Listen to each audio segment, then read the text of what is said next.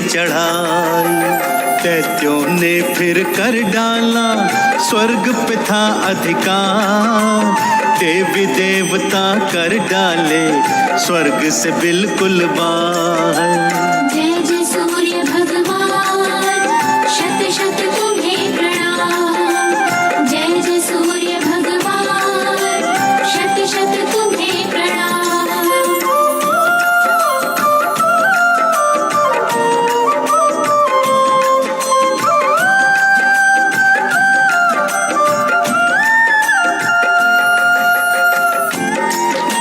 दैत्यों ने बलपूर्वक देवी देवताओं को स्वर्ग से निष्कासित कर दिया। भक्तों, इंद्र का आसन छीनकर उसे स्वर्ग से विहीन कर दिया। इंद्र आदि सभी देवी देवता माँ अदिति की शरण में आए और हाहाकार करने लगे। माँ अदिति अपने बच्चों का ये हाल देखकर अत्यंत दुखी हुई भक्तों, और भारी हृदय से कोई उपाय सोचने लगी किस तरह इन देवी देवताओं को स्वर्ग वापस पहुंचाऊं और किस तरह इंद्र को स्वर्ग के सिंहासन पर फिर से बैठाऊं। कि तभी उनकी दृष्टि झरोखे से बाहर सूर्यदेव नारायण पर पड़ी। ऐसा तेजोमय स्वरूप देखकर माँ अदिति के मन में एक विचार आया भक्तों, और वो विचार क्या था, आइए श्रद्धा पूर्वक श्रवण करते हैं। अदिति माँ ने जब किया सूर्य देव दीदार, उनके मन में आ गया भक्तों एक विचार। किसी और का तेज नहीं सूर्य देव के समान, क्यों ना ऐसी हो जाए मेरी एक संतान। जय जय सूर्य भगवान, शत शत तुम्हें प्रणाम। जय जय सूर्य भगवान, शत शत तुम्हें प्रणाम।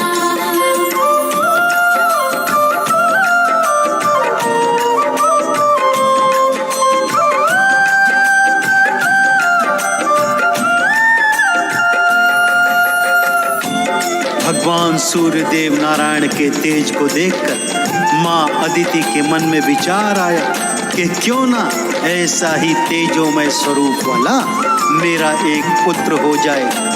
जब ऐसा तेजोमय पुत्र मेरा होगा तभी इन देवताओं का कल्याण हो सकेगा।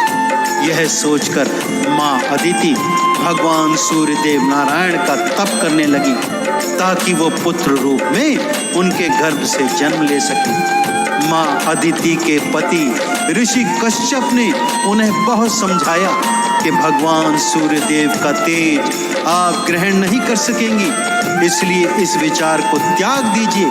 परंतु माँ अदिति अपने निश्चय पर अटल थी, सो भगवान सूर्यदेव नारायण का घनघोर तप किया, यहाँ तक कि खाना पीना भी छोड़ दिया। यह सब देखकर भगवान सूर्यदेव नारायण अत्यंत प्रसन्न हुए और माँ अदिति को दर्शन देकर वरदान मांगने को कहा। तब माँ अदिति ने उन्हें उनके गर्भ से पुत्र रूप में जन्म लेने का वरदान मांगा। सूर्यदेव नारायण ने तथास्तु कहकर माँ अदिति के मन की इच्छा पूर्ण कर दी। भक्तों, दर्श दिखाया सूर्य ने दिया अभय वरदान, शीघ्र ही बनकर आऊंगा आपकी संतान।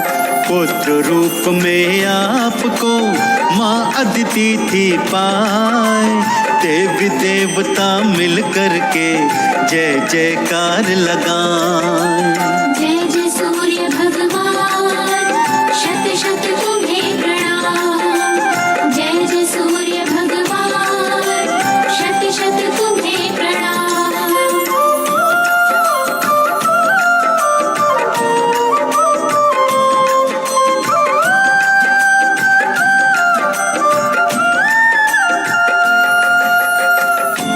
भगवान सूर्यदेव नारायण ने पुत्र रूप में माँ अदिति के गर्भ से जन्म लिया। तभी भगवान सूर्य नारायण का एक नाम आदित्य भी है भक्तों। जन्म लेते ही भगवान अपने साकार स्वरूप में आ गए। अत्यंत तेजोमय रूप, बलवान, शक्तिशाली, स्वर्ण के समान आभा वाले ऐसे पावन, पवित्र और शक्तिशाली पुत्र को पाकर माँ अदिति भी धन्य हो गई। माँ अदिति ने भगवान सूर्य देव नारायण को देवताओं का अधिपति बना दिया भक्तों, तथा उनके नेतृत्व में देवताओं ने असुरों पर चढ़ाई कर दी। घनघोर युद्ध हुआ, परंतु भगवान सूर्य देव नारायण के तेज के आगे सभी असुर परास्त हो गए और स्वर्गलोक छोड़कर भाग खड़े हुए।